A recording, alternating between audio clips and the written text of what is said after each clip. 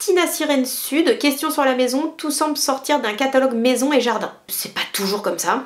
Dis-moi qu'en vrai, à 5 plus 5 chats et le lapin, j'ai aussi une maison de plein pied, c'est des heures de ménage. Pas tant que ça si t'es organisé. En gros, nous on fait un gros ménage le samedi et la semaine on vit sur le ménage du samedi.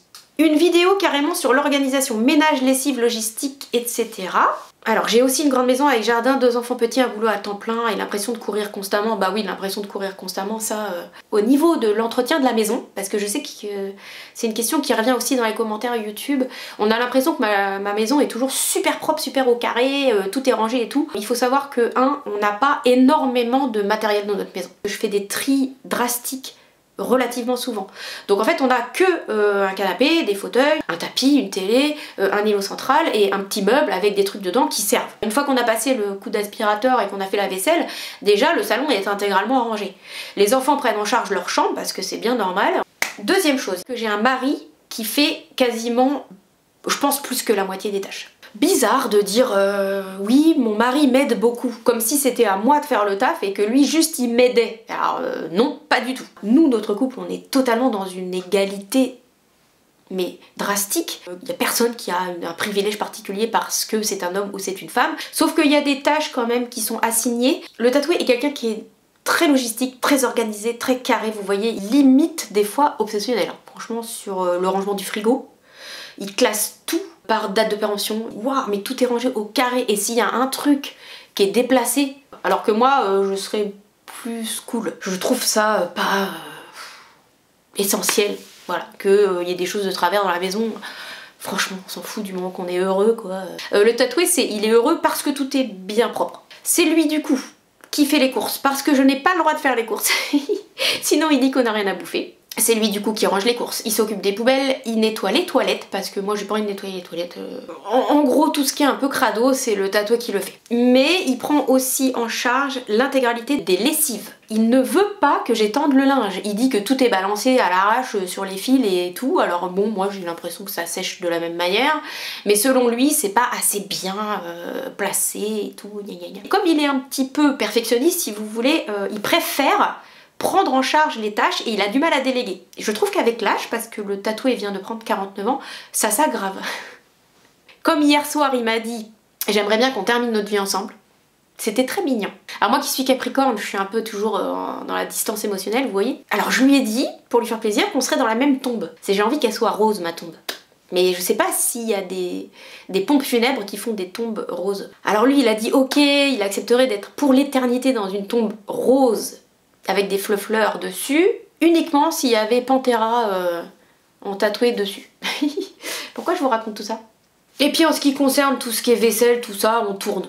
Voilà, ou soit c'est les enfants, ou soit c'est moi, ou soit c'est le tatoué, pour la nourriture c'est pareil. Et beaucoup vont me dire que j'ai une perle, n'est-ce pas?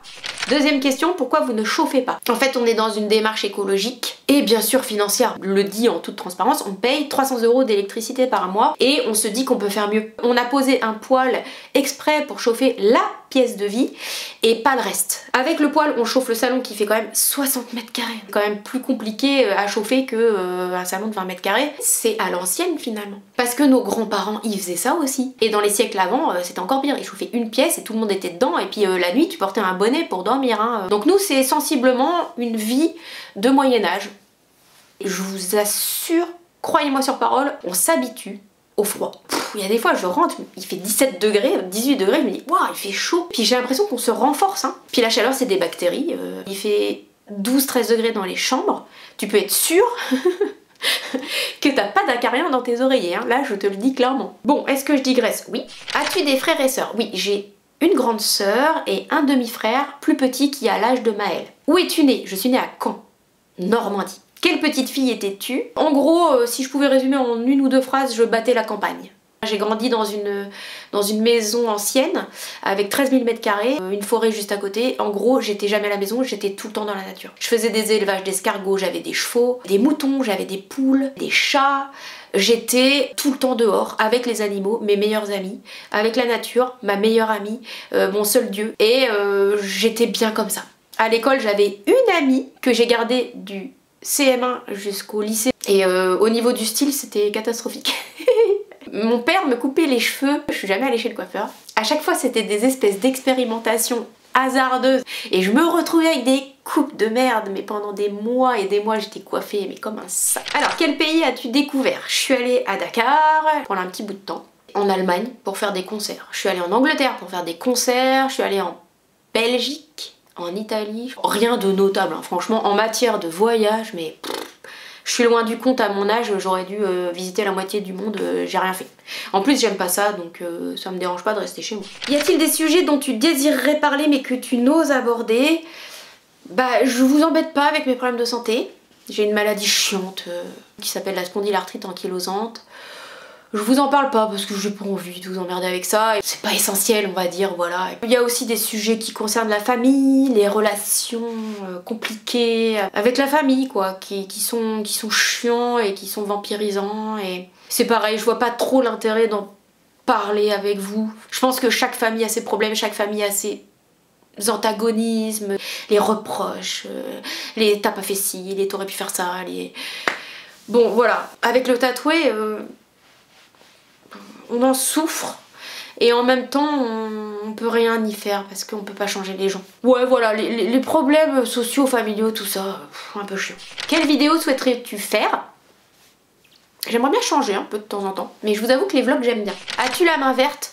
Pas vraiment. Coucou, comment les enfants vivent-ils le fait d'être sur les vidéos YouTube? Alors, Maëlle, aucun problème. Romy adore. Marius ne veut pas apparaître dans les vidéos ou peu, et avec son accord. J'ai des enfants complètement éclectiques. Coucou Miss, pourquoi tu réponds pratiquement pas aux messages de tes abonnés Facebook et Instagram?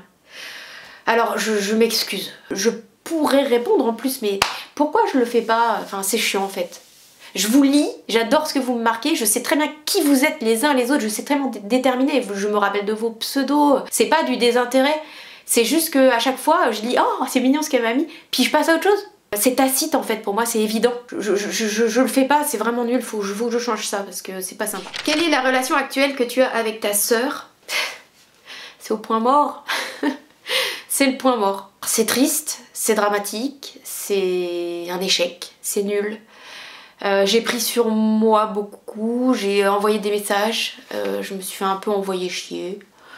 Donc du coup je n'insiste pas. Je sais pas de qui c'est la faute. L'ego, la fierté, le côté narcissique prend le dessus sur l'amour. Et c'est là que c'est dramatique. C'est qu'en fait, quand on aime quelqu'un, il n'y a pas de fierté qui tienne. Enfin, je veux dire, moi, mes enfants, ils m'en voudraient pour quelque chose. Quand bien même, ils me feraient souffrir et ils me feraient la misère, je sonnerais à leur porte quand même. Parce que je les aime et que j'ai pas envie de viander notre relation en fait. Mais quand la fierté, quand ça prend le dessus sur l'amour, il n'y a plus de relation possible. Obéis à l'injonction d'être comme la personne a décidé que tu sois, et si t'es pas comme ça, et bah ciao. Il n'y a pas suffisamment d'écoute et d'essayer de comprendre, d'analyser les situations et de se dire tiens pourquoi je fais ça, pourquoi je réagis comme ça, est-ce que je pourrais être autrement? Parce que moi je me remets tout le temps en question, mais on peut pas demander aux gens de se remettre en question en fait. Et on peut pas demander aux gens de changer. Comment vivent au quotidien l'exposition de tes enfants sur les réseaux? J'aurais peur pour Romy entre autres, il y a tellement de détraqués. Il y a des millions et des milliards d'enfants qui sont exposés sur internet. J'ai l'impression que quand les détraqués veulent trouver matière à leur détraquement, je pense pas qu'ils aillent voir mes vidéos YouTube. Écoutez, peut-être que je suis naïve, j'en sais rien. Coucou, peux-tu me dire le nom des personnes que tu suis sur YouTube? J'ai envie de vous faire une petite vidéo dédiée à ça. Où en sont tes relations avec ta belle famille?